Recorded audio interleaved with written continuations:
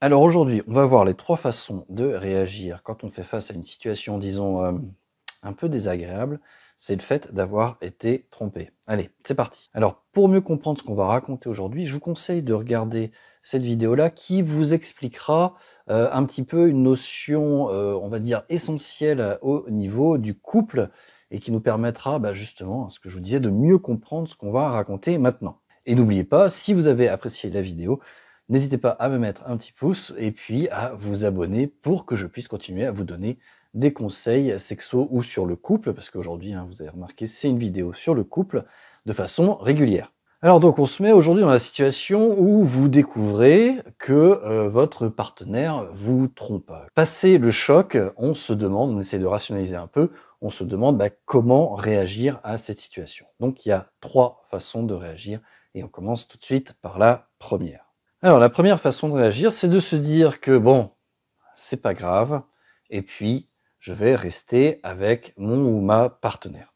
Pour simplifier, on pardonne et on passe à autre chose. Alors effectivement, on peut avoir l'opinion que l'adultère, le fait de tromper son ou sa partenaire, c'est pas si grave que ça. Pourquoi? Parce qu'on peut considérer par exemple que le couple, s'il est ancien, c'est qu'on a construit une histoire ensemble qui est plus forte que l'écart qu'il y a eu, ou bien si on a des enfants, on peut considérer que la famille, c'est plus solide que, encore une fois, la petite faute qui a été commise, et qu'on va passer outre, et que le couple ne va pas être détruit entièrement à cause de cette faute ou ce petit écart. Il peut même y avoir des cas où même si le couple n'est pas ancien, s'il n'y a pas d'enfants, s'il n'y a pas de patrimoine, si on n'est pas marié, on peut considérer que l'amour que l'on a l'un pour l'autre, suffit à faire un couple assez solide qui va pouvoir passer cette épreuve sans trop de difficultés. Alors quand je dis il faut considérer que c'est pas grave, oui, de façon quand même relative. On va dire que c'est pas assez grave pour qu'il y ait séparation, mais le fait d'être vexé, d'être blessé, d'être attristé, ce sont des sentiments tout à fait normaux quand on va découvrir que le ou la partenaire vous a trompé. Et donc d'ailleurs, petite parenthèse, tromper, ou bien mentir, ou bien rompre la confiance, ou bien tricher, vous voyez que le vocabulaire, le champ lexical de l'adultère est quand même très péjoratif dans notre société, qui est une société donc monogame stricte, on reste avec la même personne toute sa vie. Le fait de tromper, c'est mal vécu, c'est mal perçu surtout. Or donc effectivement, si vous avez vu donc la vidéo que je vous ai indiquée, quand on sait qu'on n'est pas fait pour vivre en couple toute sa vie avec la même personne, l'être humain, il est quand même relativement exposé justement à l'adultère, aux relations extra-conjugales. Donc voilà, donc je préfère utiliser ce terme de relations extra-conjugales pour, si vous considérez que c'est pas assez grave pour se séparer, qu'on enlève un petit peu tous ces préjugés négatifs qui vont faire de la personne qui a fait la relation extra-conjugale quelqu'un d'absolument affreux ou de détestable. C'est en général plus compliqué que ça, et à la fois plus simple, parce que notre nature nous pousse, au fur et à mesure du temps de couple, qui devient de plus en plus long, à avoir des relations extra-conjugales. Encore une fois, je vous explique tout ça dans la vidéo que je vous ai indiquée au début. Donc voilà, pour moi, ça c'est une bonne façon de réagir, par exemple. C'est de se dire, c'est pas si grave que ça, en tout cas c'est pas assez grave pour que l'on se sépare, et donc on va rester ensemble, puisque on va dire à plus ou moins brève échéance, la cicatrice va se refermer, voilà. Alors encore une fois, ça n'enlève pas la douleur de la relation extra-conjugale, du fait d'avoir découvert qu'on a été trompé, mais par contre, on va considérer qu'à plus ou moins courte échéance, ce sentiment-là va passer et que ce qu'on a développé en couple est plus important et plus solide que l'histoire extra-conjugale qu'il y aura eu. La deuxième façon de bien réagir, c'est celle-ci. C'est je considère, en apprenant donc la relation extra-conjugale de mon ou ma partenaire, que c'est très grave. En tout cas, je considère, mon opinion, c'est que les relations extra-conjugales, c'est hors de question et ça détruit tout ce qu'il y a dans le couple. Voilà. Bon, écoutez, moi, c'est pas mon avis, mais je peux comprendre tout à fait qu'il y ait des gens qui puissent penser ça, même si le couple est très long, qu'il a une très grande histoire, qu'il y a des enfants, qu'il y a du patrimoine ensemble, etc., etc., etc. Et donc, a fortiori, si le couple est jeune, si ça fait pas très longtemps qu'on est ensemble et qu'on n'a pas développé de liens forts comme cela, eh bien oui, là, on peut considérer effectivement que c'est un peu plus grave.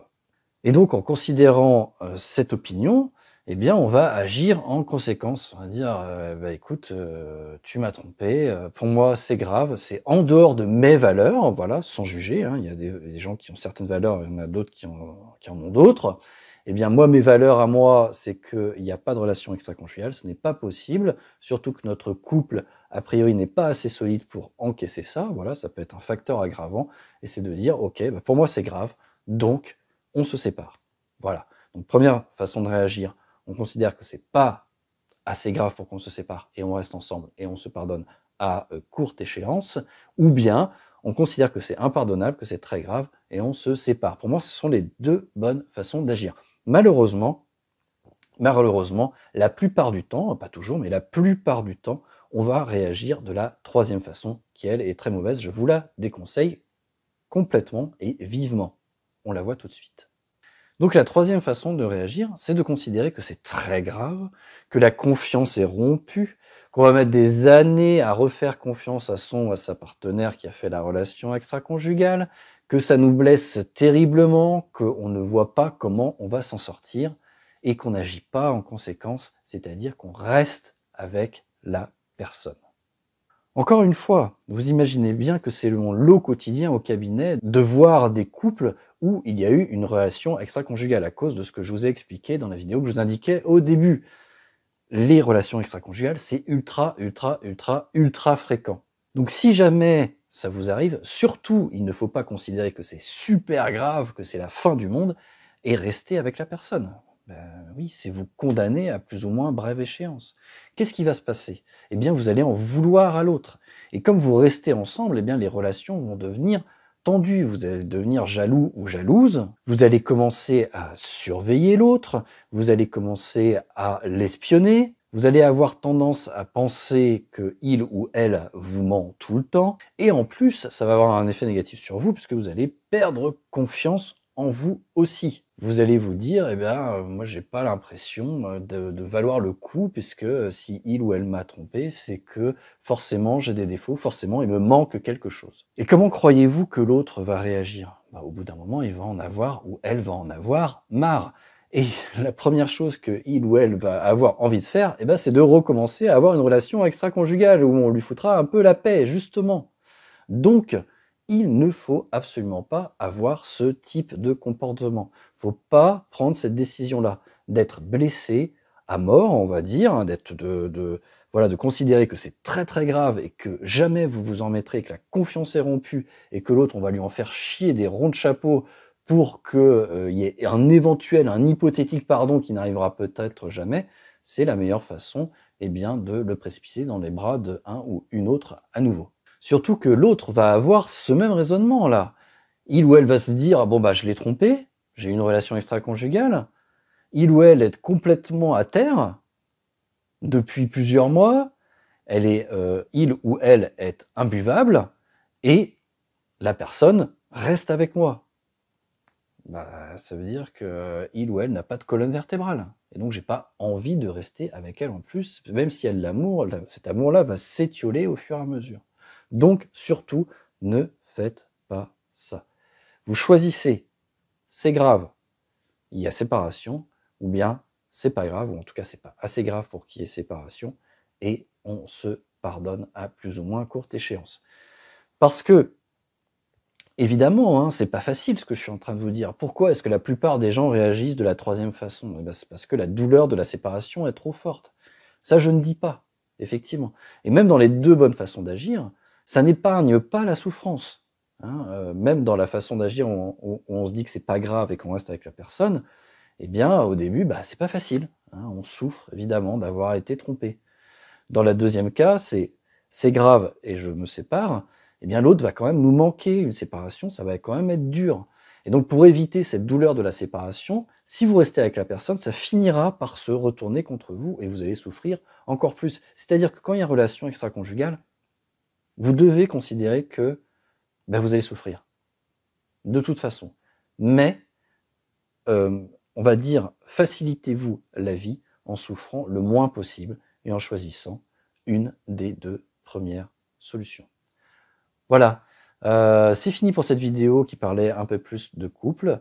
Merci de l'avoir suivi. N'hésitez pas à vous abonner, comme ça, moi, ça me permet de continuer à faire des vidéos, de vous donner des petits conseils comme ça, des petites astuces qui vont vous aider. Et si vous mettez un pouce, en fait, ça pousse l'algorithme YouTube à suggérer le contenu vidéo. Et pareil, ça m'aide à pouvoir continuer. Et puis, ça m'encourage, ça me fait plaisir aussi, figurez-vous.